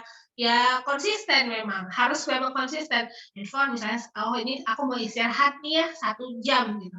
Handphone boleh di silent, diletakkan lebih jauh dari kita. Jadi ketika istirahat pun kita bisa dapat istirahat yang berkualitas, gitu ya teman-teman. Atau kita bisa sampaikan di notis, saya mau istirahat dulu ya, misalnya kan kerjaan biasanya seperti itu.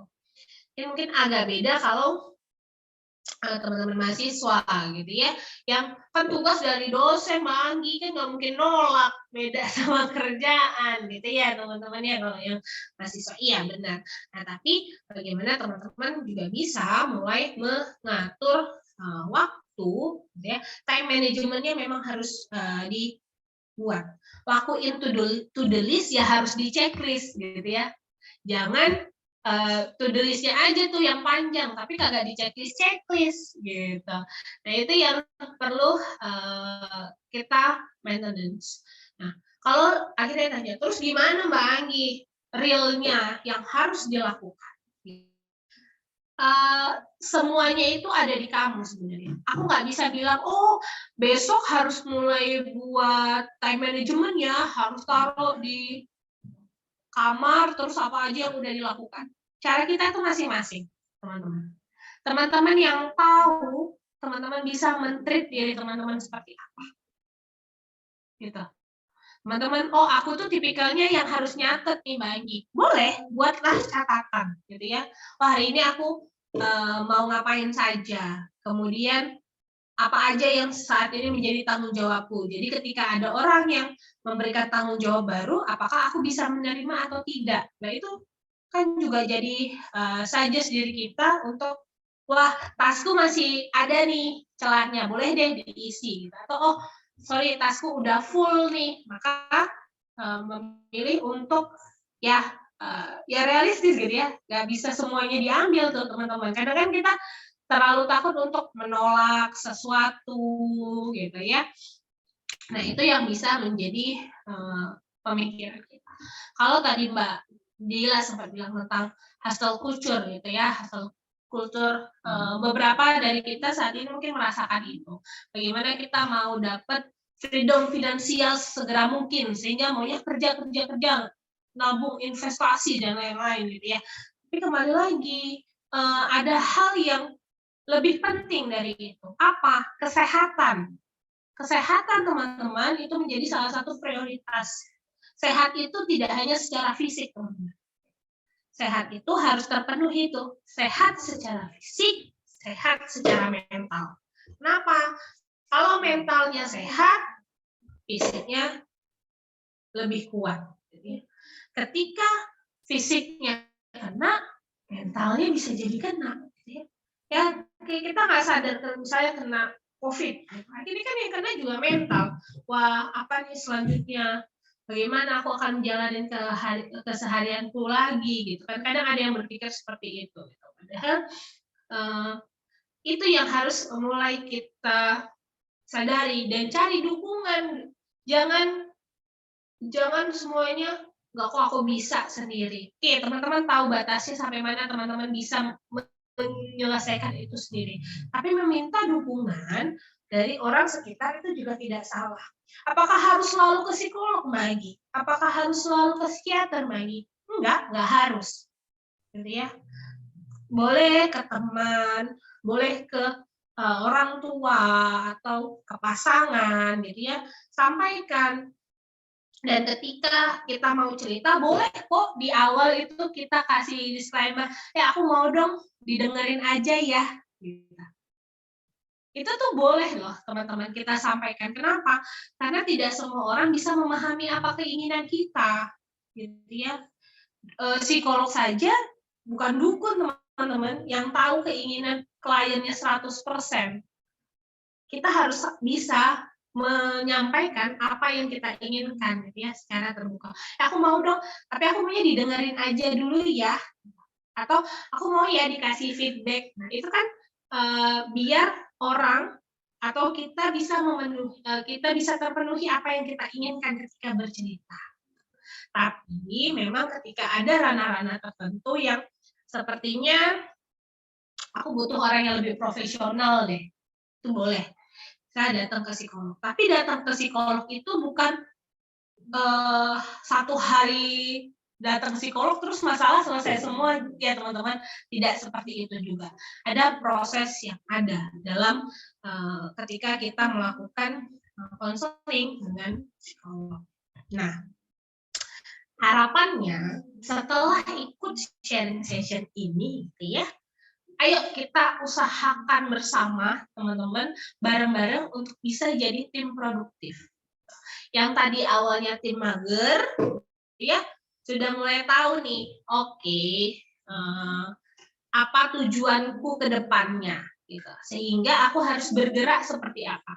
Tidak mesti harus langsung lari, tidak. Tapi memulai langkah kecil, gitu ya, itu menjadi hal yang penting. Gitu. Oh, aku mau mulai produktif deh ini.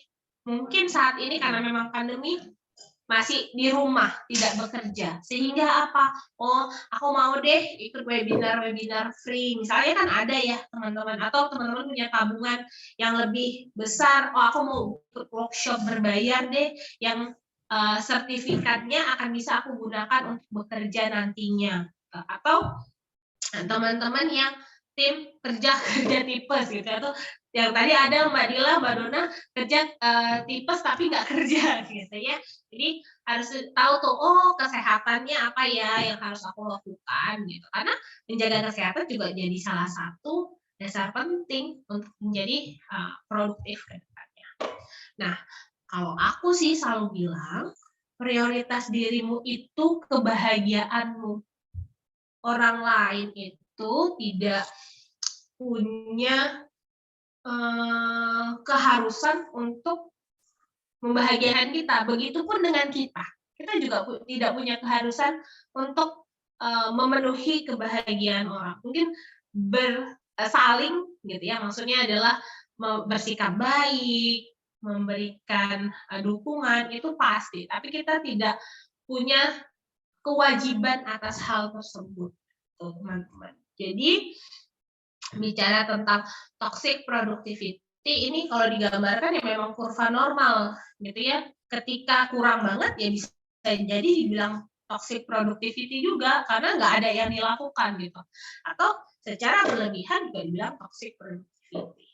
Nah, teman-teman sekarang kita tuh harus ada di tengah gitu ya. Tahu nih, health productivity itu seperti apa. Gitu Mbak Dila, Mbak Dona, sepertinya setelah ini kita kayaknya lebih seru.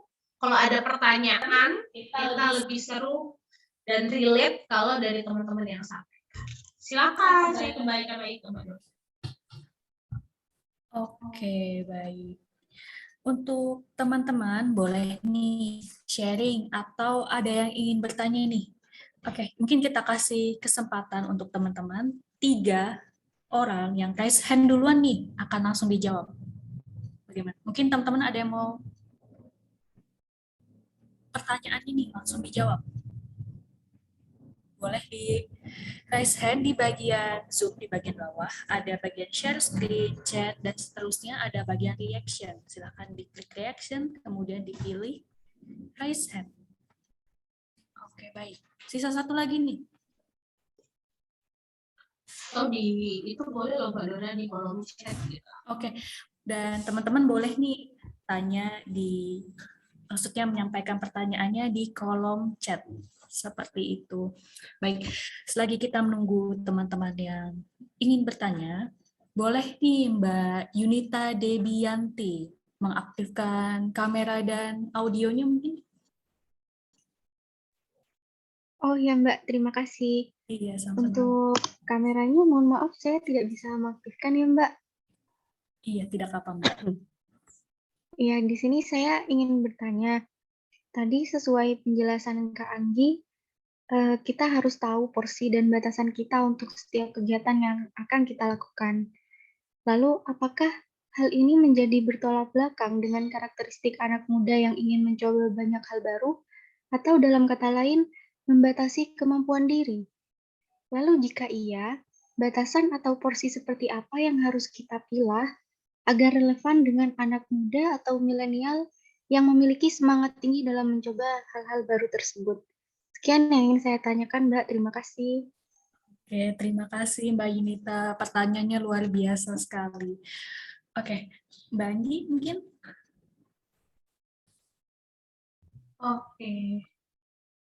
Oke, baik. Benar Mbak Yunita. Kita teman-teman berjiwa muda ya. Saya juga ya masih muda kok, cuma memang sudah punya buntut saja gitu ya Dila ya.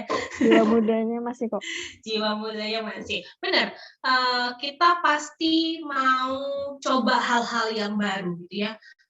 Tapi bicara tentang tahu porsi kita ini adalah karena kita mau coba hal-hal yang baru, otomatis tas yang kita bawa, tadi kan kita menganalogikannya sebagai tas ya Mbak Yunita dan teman-teman sekalian, ya berarti kita harus upgrade juga nih tas kita untuk bisa lebih besar lagi. Caranya gimana gitu ya? Ya improve diri kita dengan sebelum mengikuti hal-hal baru itu kita juga harus punya pengetahuan, itu kan juga jadi upgrade ya. Ketika kita mau ngelakuin satu kan nggak juga, jangan cuma asal comot. Kita harus tahu nih reasonnya apa ya kita ambil sesuatu gitu ya. Kita punya pengetahuan dasarnya atas itu. Jadi kalau bicara seperti itu karena kita mau coba hal yang baru, berarti kita harus upgrade diri dan upgrade si tas itu sehingga kita bisa lebih membesarkan porsi kita itu tadi gitu sih Mbak Yunita. Jadi bukan berarti ini juga akhirnya menjadi takut gitu ya untuk ngelakuin hal-hal yang lebih besar daripada hari ini gitu. Jangan seperti itu juga hal yang keliru gitu ya kalau teman-teman menangkapnya seperti itu. Jadi yang tepat adalah karena kita ingin mencapai hal yang banyak gitu, yang mau coba hal yang banyak, maka kita harus upgrade si tas kita untuk bisa jauh lebih besar sehingga kita bisa tahu nih, bisa menggedekan porsi kita tadi. Nah, porsi di sini itu kan sebenarnya adalah batasan kita sanggup atau enggak, gitu Mbak Yunita. Kira-kira kalau itu semua kita terima, akan bisa jadi maksimal enggak? Jangan cuman maunya multitasking, tapi tidak ada yang terpenuhi gitu loh, teman-teman. Ketika coba hal yang baru, walaupun namanya coba, tapi kan juga harus tetap maksimal ya, gitu. Jadi kalau bicara seperti itu, jangan juga menjadi batasan diri kita untuk mencoba hal yang baru, tapi kita tahu nih batasan mana nih yang masih bisa kita handle atau tidak. Gitu Mbak Yunita. Mbak Lila ada mau ditambahkan mungkin? Pernah merasakan sih, Mbak. Ini karena memang sharing ya, mungkin bisalah sedikit sharing. Jadi yang dirasakan Mbak Yunita tadi pernah juga aku rasakan gitu, merasa butuh banyak mengeksplor gitu, agar kita tahu juga sebenarnya kita misalnya passion-nya di mana, bakatnya di mana, bisa berkembang di mana, kayak gitu. Nah, tips ya dari aku yang pernah merasakan itu, setiap kita mencoba hal itu kita mindful. Maksudnya kita rasain bener-bener nggak cuman sekedar coba gitu ya. Kita rasain nih, sulit nggak, nyaman nggak, seru nggak, gitu. Karena kelihatan kalau misalnya itu memang sulit ya, Mbak, ya. Tapi ketika kita itu tetap ada gairah, tetap berusaha, dan tetap bertahan, berarti memang kita cocok di situ. Dan tapi ketika kita memang sudah coba, terus memang nggak nyaman, nggak cocok, kita boleh meninggalkan itu. Jadi intinya eksplorasi tetap boleh, tetapi kita lebih menyadari aja sebenarnya kita sejauh apa perasaan kita, sejauh apa kita suka dengan itu. Dan lagi banyak juga yang mengeksplor itu orangnya, tipenya gampang bosen. Jadi, baru sulit dikit pergi, ini dikit pergi. Nah, itu juga nggak bagus gitu. Kita perlu coba bertahan dulu, sejauh mana kita bisa bertahan, sejauh mana kita bisa mengembangkan lagi, kemampuan kita di bidang itu. Nah, itu nanti ketahuan gitu. Kalau misalnya memang udah sulit, kita benar-benar bosan dan nggak ada solusi, kita boleh tinggalin gitu. Nah, yang bertahan itulah yang tetap kita teruskan, kita kembangkan. Gitu sih. Itu kalau bingung misalnya kita explore banyak, tapi nggak tahu yang mana yang cocok gitu, atau nanti capeknya sendiri, itu jawabannya ada di diri kita gitu. Tipsnya adalah itu tadi, yang mindful, kita rasain, kita evaluasi. Bukan orang lain yang mengevaluasi, tapi diri kita yang tahu gitu, ini apakah reason-nya ya tadi kata Mbak Anggia, ini tujuannya apa. Nah, kita sudah tahu tujuannya, kita enjoy, ya itu boleh kita menetap di sana, kita berkembang lagi. Tapi kalau nggak ada reason lagi, kita nggak nyaman, ya kita berhenti, kita bisa berhenti. Benar juga, ini kali ya Adila ya, dan Mbak Yunita dan rekan-rekan sekalian, ketika kita mau eksplor sesuatu itu bukan karena oh lagi tren gitu ya. Itu juga kan kita sebagai pribadi tahu ya, kita sukanya apa gitu. Kita punya kemampuan saat ini, oh bisa nih, masih masuk nih sama apa yang sedang aku tekunin nih saat ini. Ya. Kan juga jadinya lebih bahagia dan lebih happy ya ngejalaninnya gitu sih Mbak Yunita. Semoga terjawab ya. Ya Mbak, terima kasih. Sama. Oke, baik. Untuk teman-teman yang lain, boleh loh untuk pertanyaannya ditulis di kolom chat. Nanti teman-teman, maksud saya pembicara Mbak Anggi dan Mbak Dila nanti coba menjawab seperti itu. Baik, kita lanjutkan untuk Mas Faisal Maru. Ya, halo Kak. Halo Mas. Maaf ya Kak, sebelumnya kameranya nggak dinyalain. Iya, nggak apa-apa. Assalamualaikum warahmatullahi wabarakatuh. Selamat pagi semuanya. Selamat pagi. Di pertanyaan ini, saya mau nanya dong Kak, tentang perkataan Kakak yang tadi yang kalau mengerjakan apa-apa itu tidak boleh sendirian terus. Nah, bagaimana keadaannya jika kita berada di suatu kelompok yang kita tidak disukai oleh kelompok itu, dan kelompok itu juga tidak bisa untuk bekerja sama dengan kita. Nah, terus di keadaan tertentu kita dipaksa untuk melakukan melakukan kegiatan itu sendiri. Nah, apakah dengan keadaan seperti ini kita harus terus-menerus melakukan ini sendirian terus atau tidak, Kak?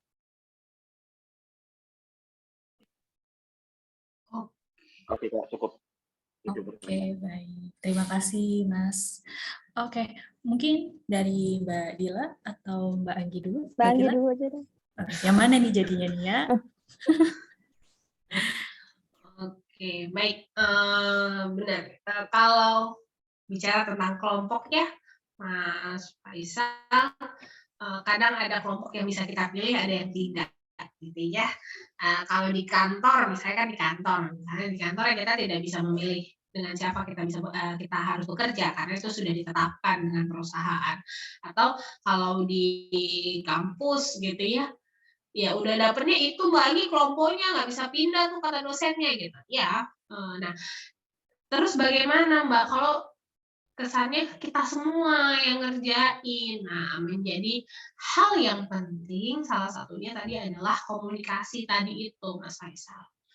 Bahwasanya ini adalah tugas kelompok gitu ya, atau ini adalah pekerjaan kelompok. Yang namanya kelompok berarti harus mengerjakannya secara bersama-sama. Perlu kok kita menyampaikan gitu ya. Mungkin ya, tapi tetap dengan cara yang mungkin kooperatif gitu ya bahasanya, pemilihan katanya, dan tetap harus menjaga kontrol emosi kita gitu. Soal kesal apapun kita misalnya kan, nah itu boleh tuh dikomunikasikan secara asertif gitu ya. Ini kan tugas bersama, mari kita selesaikan secara bersama-sama. Terus kalau itu terus berulang bagaimana Mbak Anggi? Ya, itu kembali lagi menjadi pilihan kita. Apakah lingkungan tersebut worth it untuk dipertahankan atau tidak? Itu tuh bisa jadi hal yang teman-teman jadi dasar untuk dilihat gitu. Itu worth it nggak sih kamu ada di situ? Gitu. Kalau aku sih gitu sih ya, Dil ya. Jadi kalau teman-teman yang lain adalah kalau bicara tentang kelompok ya, yang namanya kelompok itu tidak sendiri gitu. Harus semuanya punya kontribusi. Mau sebesar apa masing-masing setidaknya semuanya punya kontribusi. Jadi bisa dikomunikasikan Mas Faisal ya. Mungkin Dila ada yang mau ditambahin, Dil? Cukup kayaknya Mbak, yang penting komunikasi asertif gitu. Disampaikan aja memang kebutuhannya. Maaf Kak, sebelumnya. Tadi kan kata kakak kan apa maksudnya dipertahankan atau tidak. Nah kalau misalkan ini organisasi gitu, di lain sisi kita jadi ketua, lalu anggota kita yang seperti itu. Nah apalagi kita baru menjabat menjadi ketua misalkan. Nah, kalau misalkan kita mau mempertahankan, maksudnya kan kita kan mau nggak mau kan harus mempertahankan selama satu periode. Nah, itu gimana tuh Kak caranya untuk mempertahankan dengan keadaan seperti ini Kak? Oke, sedikit sharing gitu ya Mas Faisal. Kebetulan pada masa kuliah gitu saya juga aktif di kegiatan organisasi, bahkan menjadi gubernur mahasiswa gitu ya. Sehingga di bawahinnya ada berbagai macam orang gitu ya yang mungkin Mas Faisal sedang merasakan itu. Kan beda-beda tuh bagi orangnya. Nggak mungkin dibubarkan pengurusannya, sedangkan sudah dilantik dan harus dijalankan satu periode. Nah, sebagai pemimpin yaitu punya andil untuk memfasilitasi dan mengkomunikasikan kebutuhan kelompok masing-masing, menyelesaikan permasalahan. Bisa jadi kelompok tersebut ada hal-hal yang tidak cukup clear untuk disampaikan. Maksudnya apa? Tidak clearnya visinya, misinya harus punya satu tujuan kan? Nah itu bisa dikomunikasikan. Gitu Mas Faisal. Jadi as a leader bisa melakukan berbagai treatment yang dapat dilakukan. Salah satunya adalah memfasilitasi kelompok apa nih kendala yang sedang dirasakan nih saat ini. Yuk diselesaikan bareng-bareng biar bisa mencapai tujuan organisasi. Itu Mas Faisal. Nggak mudah sih pasti. Karena isinya organisasi bukan cuma satu kepala ya Mas Faisal ya. Udah macam-macam orang pengennya, punya cara kerjanya masing-masing. Tapi kuncinya salah satunya adalah komunikasi. Itu Mas Faisal. Biar nggak salah paham juga Mbak, tadi kan sempat ada kata-kata ditinggalkan. Nah, tapi kan beda cerita ya kalau ada tanggung jawab ya, teman. Maksudnya kalau memang as a leader gitu. Tapi kalau misalnya tadi konteksnya mengeksplorasi, kita baru mau masuk, nah itu kita bisa meninggalkan. Tapi ketika posisinya memang sudah ada tanggung jawab, satu periode atau apapun ya, dengan kelompok, lebih baik kita cari solusinya gitu. Cari solusi bersama-sama itu bisa. Dengan Ditemukan pendekatan gitu ya. cari Benar. bersama-sama. Kadang organisasi itu ya namanya grow ya. Kalau sedikit gitu ya, ini pakai teorinya industri gitu ya teman-teman. Dalam pembentukan kelompok memang tahap awal itu PR banget Mas Faisal. Kenapa? Karena ini adalah proses penyamaan pemikiran dari masing-masing orang gitu. Sehingga itu yang harus dilakukan saat ini dalam proses pengembangan organisasi. Kalau itu bisa terlewatkan dengan baik, insya Allah organisasinya bisa jadi lebih solid gitu Mas Faisal. Oke, jadi intinya kita baik. Jadi Makasih, Kak, intinya jawabannya. iya sama-sama. Jadi kita harus tahu karakter dari masing-masing anggota kita, baru kita bisa berkomunikasi seperti itu. Baik, oke. Kita lihat di kolom komentar sudah ada beberapa pertanyaan nih dari Mbak Ririn. Mbak Ririn Setiawati, punya nggak saran untuk karakter orang yang aku tuh orangnya nggak bisa diam. Jadi kalau diam tuh rasanya bingung. Maksudnya seperti punya terlalu banyak energi gitu untuk melakukan sesuatu. Kira-kira nih Mbak Anggi dan Mbak Dila gimana? Rasa tersentil. Mbak Ririn, kita ketawa karena itu kita banget Mbak Ririn. Buktinya tuh minggu-minggu ke kantor tuh. Boleh Dila dulu deh, Dil. Oke.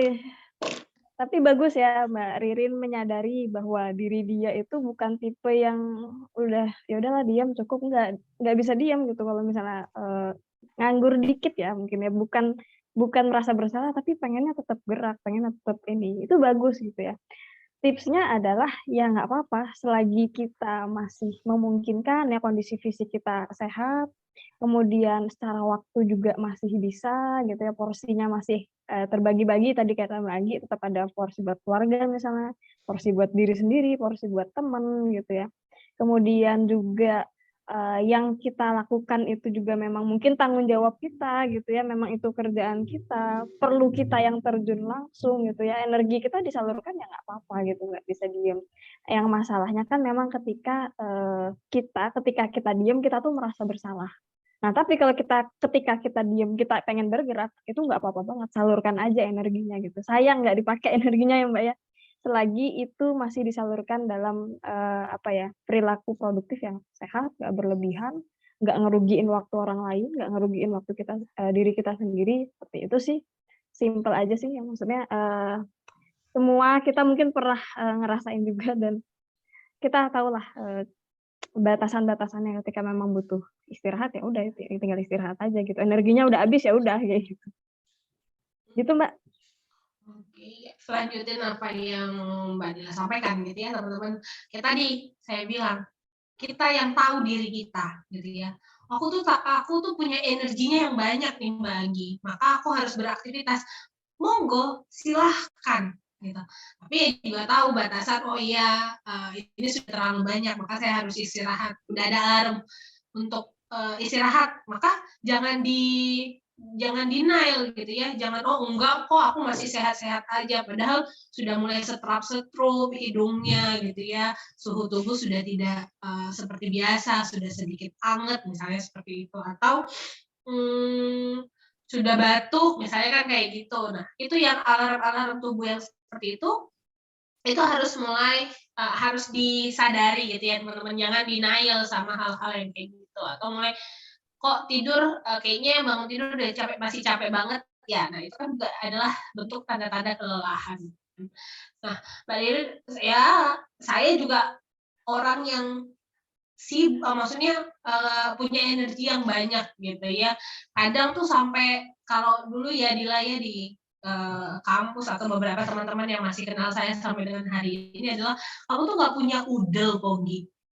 Kayaknya tuh dari pagi sampai malam tuh ada aja kegiatannya gitu ya. Atau kayak Mbak Dila kadang tuh malam tuh, pagi kamu kok masih bangun gitu. Atau bangun paginya udah kegiatan lagi ya. Balik lagi kan kita punya jam produktivitas kita masing-masing gitu teman-teman. Dan kita yang tahu apa yang kita bisa lakukan tiap harinya gitu ya, batasan seharinya itu mau ngapain. Nah, tapi juga harus tahu skala prioritas gitu ya teman-teman. Misalnya kayak hari ini saya ada kegiatan sama teman-teman gitu, sedangkan di waktu bersamaan juga ada rapat kerja sebagai anggota organisasi gitu. Nah, saya harus tahu nih, oh saya masih bisa ikut rapat sampai jam, tadi kalau di WIP itu ya, kan kita di WITA 9.30 tuh kegiatan nih bareng sama teman-teman Payung Kolbu dan teman-teman peserta lainnya. Dan saya sudah menjanjikan ini jauh hari. Nah, ini menjadi prioritas saya, sehingga rapat kerja saya sebelumnya saya izin untuk, mohon maaf saya tidak bisa mengikuti sampai selesai. Nah, itu juga menjadi prioritas.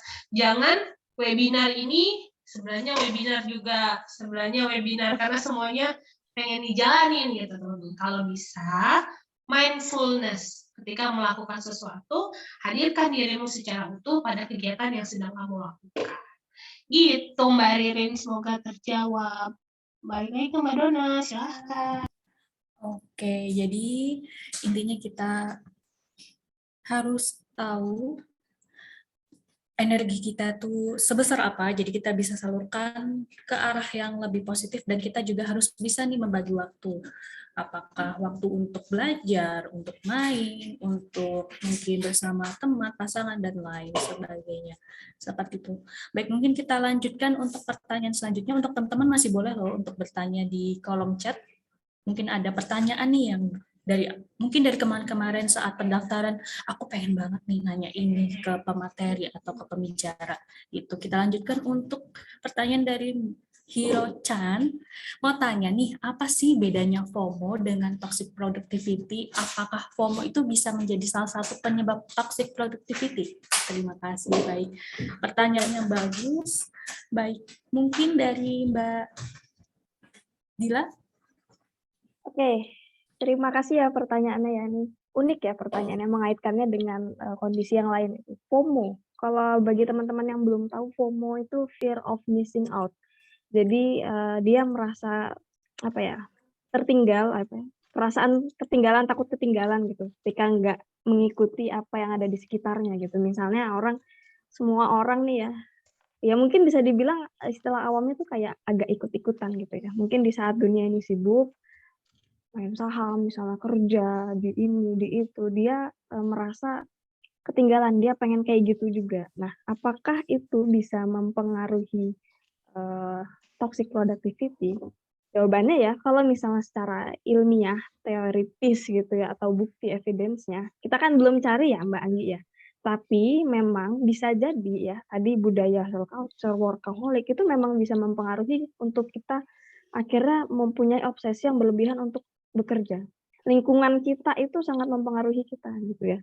Kalau misalnya kita di lingkungan orang yang santuy semua, kita nggak buka sosmed, ya bisa jadi kita ya nggak produktif. Nah, tapi benar bisa jadi ketika kita berada di lingkungan yang kompetitif gitu ya, atau kita melihat sosial media tuh semua orang sibuk dan kita menganggap itu sebagai mungkin trigger ya buat kita untuk kita harus produktif juga, keras, kerja keras, ya itu bisa jadi menjadi faktor gitu untuk kita akhirnya memiliki obsesi itu. Sebenarnya ya balik lagi ya, faktor tuh kan banyak. Setiap orang bisa jadi faktornya beda-beda. Kalau dibilang apakah bisa mempengaruhi, bisa jadi. Apalagi mungkin yang bertanya ini merasa seperti itu, mungkin ya awalnya ngerasa kok orang-orang kok pada sibuk banget sih, kok produktif banget sih. Ya udah deh, aku juga deh kayak gitu. Maksudnya biar menjadi bagian dari kelompok ya, biar sama gitu, nggak tertinggal gitu dengan orang-orang lain. Akhirnya dia ikut produktif. Ya kalau sampai ke produktif itu masih bagus ya, tapi ya untuk memicu ya. Tapi kalau misalnya sampai ke perasaan bersalah, ya itu baru masuk ke productivity. Tapi kalau untuk jawaban yang tadi bisa jadi mempengaruhi, Mbak Dona, bisa jadi. Begitu. Mbak Anggi mungkin mau nambahin. Oke, ya benar. Kalau tanya mempengaruhi gitu ya, hipotesis sementaranya mempengaruhi gitu ya nilai ya. Tapi prosentasenya berapa itu memang perlu ada penelitian secara ilmiah gitu ya teman-teman ya. Maksudnya walaupun lah ya, dan Mbak Dila psikolog misalnya, kita juga tidak bisa menjudgment secara clear gitu, oh itu punya pengaruhnya signifikan banget teman-teman, enggak. Pengaruh banget tuh. Gitu. Juga tidak bisa menyampaikan seperti itu. Pasti ada pengaruhnya, gitu ya, karena FOMO ini kan juga terkait dengan yaitu dorongan, gitu ya, sehingga ada need yang harus terpenuhi, bahkan tapi akhirnya menjadi tidak baik, misalnya kecenderungannya setelah melakukan hal tersebut, bahkan bisa menjadi toxic. Nah, hal yang menjadi dasaran juga adalah stop compare diri kamu dengan orang lain. Jadi ya, orang ngelakuin ini rasanya mungkin, wah mau deh coba gitu, nggak apa-apa gitu. Tapi jangan, wah teman-teman sekelasku sekarang sudah jadi esmut misalnya kan kayak gitu ya. Aku mau coba-coba deh terus. Nah, ketika tidak berhasil kan akan ada muncul kekecewaan ya teman-teman. Nah, yang harus di-compare itu sama apa Mbak Agi? Yang harus di-compare itu adalah dengan diri kita. Diri kita hari ini, apa yang sudah meningkat dari diri kita beberapa waktu yang lalu. Nah, itu yang harus di-compare. Pohon saja, buahnya saja, matangnya tidak selalu bersamaan, teman-teman. Semuanya punya waktunya. Termasuk juga dengan teman-teman. Nggak mesti harus ikut-ikutan orang, nggak mesti harus membandingkan scroll IG, lihat, wah jalan-jalan aja nih, vacation terus nih kerjanya gitu ya, ngapain ya gitu, aku kok nggak bisa gitu ya gitu. Itu kan akhirnya buat kamu jadi minder, jadi berkecil hati dengan apa yang sedang kamu usahakan hari ini gitu.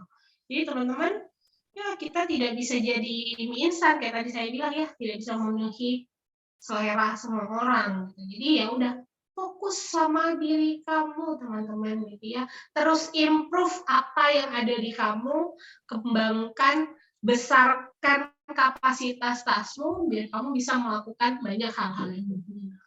Itu Mbak Donna.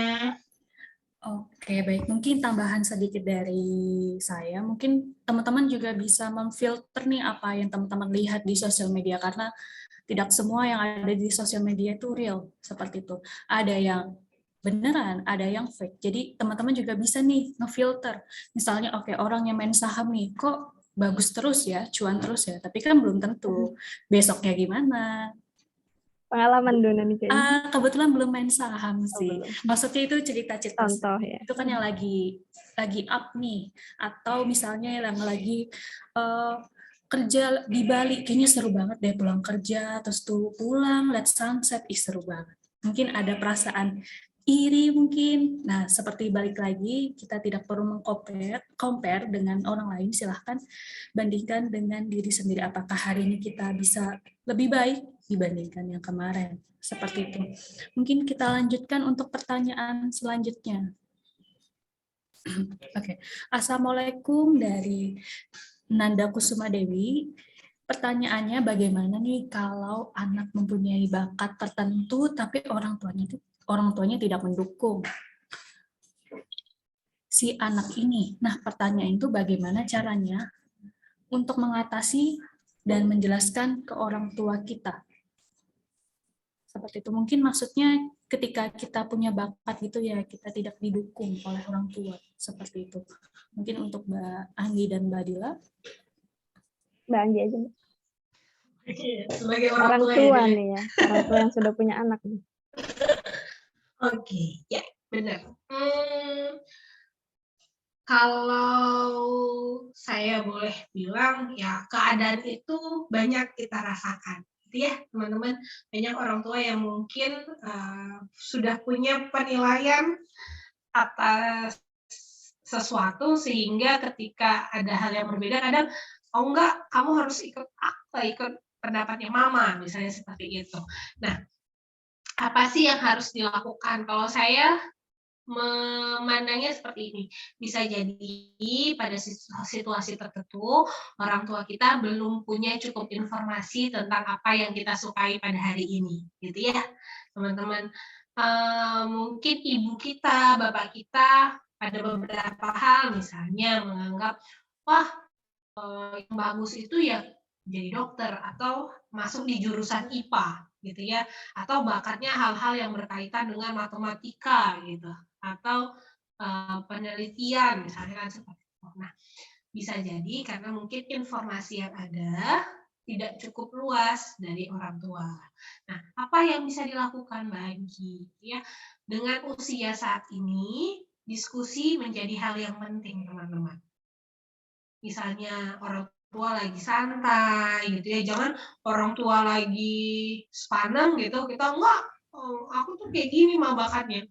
Karena ketika berkomunikasi dengan situasi yang rileks itu akan jauh lebih masuk diskusi yang ada gitu ya. Kita bisa jadi saling bertukar informasi dengan orang tua kita. Atau kita bisa tanyakan dulu apa sih yang dimaksud oleh orang tua kita, kenapa sih tidak mendukung dengan apa yang menjadi bakat kita. Kan kita juga harus tahu dulu ya apa dasar pemikiran dari orang tua kita.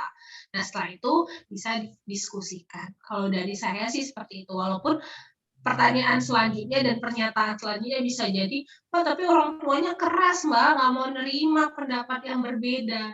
Itu yang memang bisa jadi next-nya adalah butuh penengah gitu ya. Misalnya gimana mah kalau saya ngelakuin tes bakat minat misalnya kan seperti itu ya, mungkin nih Mbak Dila, teman-teman pendidikan itu bisa jadi ada orang netral yang bisa menggugah insight dari kedua belah pihak. Kalau dari aku sih gitu ya, Mbak Dila dan teman-teman sekalian, sebagai orang tua, kalau aku pribadi sebagai orang tua, lepas aku adalah psikolog atau tidak, sejauh ini dengan anakku yang usia 4 tahun, aku memberikan dia explore gitu ya, kamu mau apa, senangnya apa, lagi suka apa gitu. Kalau aku sih gitu Dila. Mungkin Dila nih lebih enak nih, apa nih maksudnya? Cukup Mbak, kalau untuk itu udah cukup aja. Jadi diskusi gitu ya, tadi siapa ya? Iya, Siapa diskusi namanya? aja. Iya, karena mungkin ada beberapa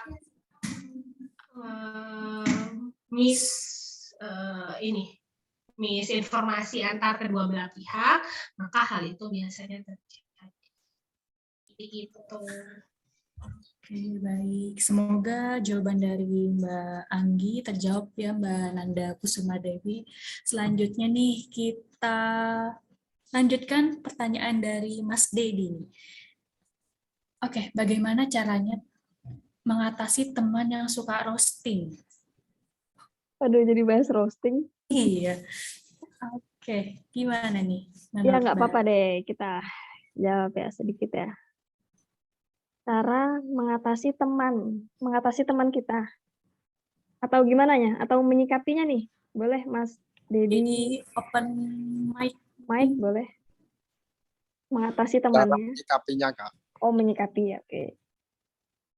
Kirain mengatasi temannya itu. Oke, pertanyaannya gimana kita menyikapi orang yang suka roasting? Menyikapinya.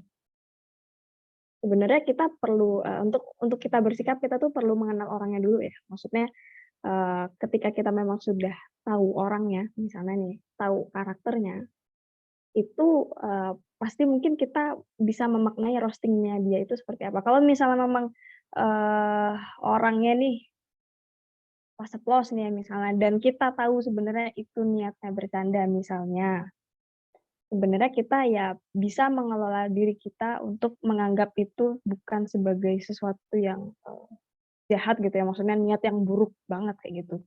Maksudnya kita masih bisa mengelola untuk dibawa santai, meskipun di saat itu ya pasti kita ada perasaan nyelekit dikit, misalnya orang-orang yang suka roasting kan bikin nyelekit dikit lah kayak gitu. Tapi ketika kita bisa ya tahu memahami orangnya, apa motifnya kayak gitu, mungkin kita jadi bisa lebih menerimanya kayak gitu. Menyikapinya itu sih. Kalau dari kita yang penting sikap kita untuk mendapat apa memaknai roastingnya dia tuh seperti apa, biar kita nggak yang terlalu mungkin sakit hati atau nggak nyaman yang berlebihan atau justru pengen ngebales balik kayak gitu. Tapi tergantung ya ini konteks temannya ini teman deket atau enggak. Kalau teman deket sih mungkin lebih santai ya Mbak Anggi ya, teman deket. Kalau kita balik roasting juga malah lebih seru gitu istilahnya. Kan roasting tuh bukan bullying juga ya, selama kita menganggap itu sebagai roasting untuk bercanda, ya untuk have fun kayak gitu nggak apa-apa. Menyikapinya adalah itu kita perlu paham orangnya. Kalau misalnya kita paham, kita bisa memaklumi, kemudian kita pahami tujuannya apa, apakah memang sengaja untuk menyakiti, kemudian ya kita bisa mengelolanya kayak gitu, nggak terlalu bereaksi yang berlebihan atau terlalu ingin membalas ya dengan yang mungkin lebih parah misalnya. Tapi kalau misalnya untuk balas-balasan sesama teman ya nggak apa-apa sih. Menyikapinya dibawa santai karena kan roasting juga sebenarnya kalau dibilang roasting tuh sebenarnya santai ya sebenarnya ya. Bukan yang bullying verbal atau abusive atau apa gitu. Itu sih. Tapi balik lagi kalau misalnya pengen menyampaikan, boleh banget gitu menyampaikan ke orangnya. Misalnya memang nggak tepat kondisinya atau di saat itu kamu sakit hati gitu ya Mas. Jadi bisa menyampaikan ke orangnya bahwa mungkin dikurangin atau kemarin merasa gimana-gimana. Siapa tahu mereka menganggap Mas Dedi ini nggak ngambil hati misalnya, menganggap Mas Dedi ini slow lah. Nah, tapi kan dia nggak tahu apa yang kita rasakan. Nah, sekali kita menyampaikan yang kita rasakan itu juga boleh. Begitu mungkin untuk menyikapi yang suka roasting. Roasting balik aja nggak apa-apa kalau misalnya memang kita bisa merosting ya nggak apa-apa gitu. Oke, baik. Oke, mungkin kita langsung lanjutkan untuk pertanyaan selanjutnya. Oke, halo Kak, dari M. Robi Hamdani. Jujur aku newbie banget. Aku mau tanya nih, apakah menganggur pasca lulus itu in general adalah toxic productivity? Productivity. Ayo dari Mbak Anggi dulu atau aku dulu Mbak? Boleh, siapa? Dila dulu, aku dulu, sweet. Aku dulu nggak apa-apa. Oke. Mas Robi gitu ya. Mas Robi, situasi saat ini memang boleh saya bilang gitu ya, dari dunia industri adalah keadaannya memang banyak yang saat ini sedang mencari pekerjaan dan belum menemukan atau memang perusahaan juga belum cukup banyak untuk kembali membuka pekerjaan yang ada gitu ya. Sehingga satu hal semuanya kita sedang berusaha pada proses itu untuk mendapatkan pekerjaan. Nah, tapi balik lagi nih, bagaimana Mas Robi dan teman-teman sekalian yang saat ini sedang berjuang untuk mendapatkan pekerjaan, nabung kompetensi yang bisa dilakukan. Sehingga ketika nanti ada pekerjaan yang tepat, kita bisa show kepada user gitu ya, kepada perusahaan bahwasanya kita layak untuk menjadi bagian dari mereka. Nah, itu yang harus ditangani nih sekarang gitu. Apa yang sudah kita lakukan dalam proses pencarian ini gitu ya, apa kompetensi yang sudah kita kembangkan nih selama ini. Misalnya teman-teman mungkin ada yang jurusan psikologi gitu ya, mau jadi HR. Oh, bisa tuh ikut pelatihan HR dasar, HR basic terkait dengan rekrutmen dan lain-lain. Atau teman-teman akuntansi sudah ikut pelatihan apa untuk bisa mengembangkan kompetensinya. Nah, jadi biar menganggur ini tidak menjadi toxic productivity, kita juga harus tahu nih dan bisa terus mengimprove diri kita agar tetap bisa kasih nilai, nambahin ini nilai untuk nilai jual kita nanti ke depannya. Gitu sih, Dila. Mungkin bisa ditambahin dari Dila?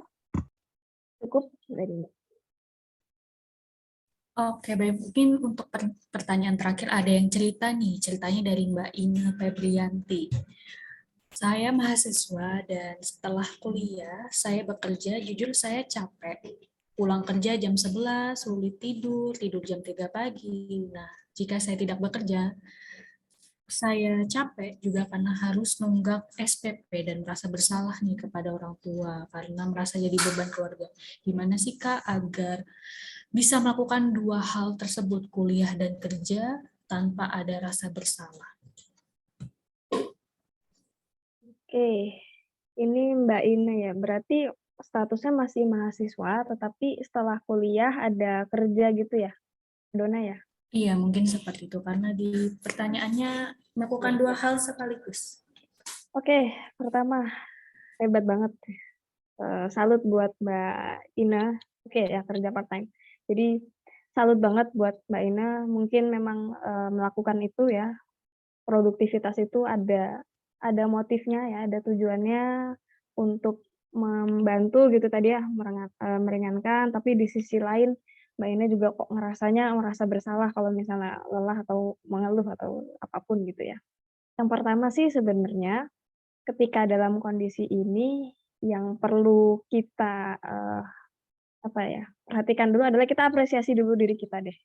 Kita memiliki berarti tanggung jawabnya double nih, perannya double. Meskipun ya kita semua double, tapi kalau untuk kasusnya ini, Mbak ini nih jarang mahasiswa yang memang part-time ya, kebanyakan mahasiswa ya kuliah, tapi meskipun banyak yang part-time. Nah, tapi Mbak Ina ini perlu mengapresiasi dulu diri Mbak Ina, kemudian nggak perlu merasa bersalah ketika misalnya Mbak Ina tadi mengeluh ya, ngerasa beban seperti itu, karena yang dilakukan Mbak Ina itu juga sudah bagus. Melakukan tanggung jawab sebagai mahasiswa, ya maksudnya masih belajar, mencari ilmu, tetapi juga di sisi lain kerja part-time untuk menambah penghasilan atau meringankan beban. Jadi, tidak perlu merasa bersalah, justru Mbak Ina perlu, bertahan ya, perlu bertahan, sesekali mencari mungkin coping stres, coping burnout sehari-hari itu kan perlu ya. Misalnya, full banget ya, sesekali refreshing gitu ya, reward boleh, ketemu temen, curhat, sambat, apapun, refreshing, liburan itu yang bisa meringankan, kelelahannya itu tadi gitu loh. Mungkin memang tubuhnya butuh istirahat, psikisnya perlu di-enjoy-in lagi kayak gitu untuk bisa lebih melakukan 2 tanggung jawab itu dengan lebih produktif kayak gitu, nggak yang cuman capeknya doang, tapi melakukan itu bisa, tapi capeknya tuh nggak yang berlebihan gitu, masih enjoy. Nah, itu kita perlu aware ya, Mbak Ina nanti mungkin perlu aware dengan diri, kapan ketika misalnya memang udah full banget, perlu jeda, perlu istirahat, atau perlu ketemu temen, butuh refreshing, butuh curhat, dan lain sebagainya. Terus, ada yang belum terjawab nggak ya nanti? Tidur jam tidur jam 3 pagi mungkin itu memang butuh proses ya Mbak Anggi ya.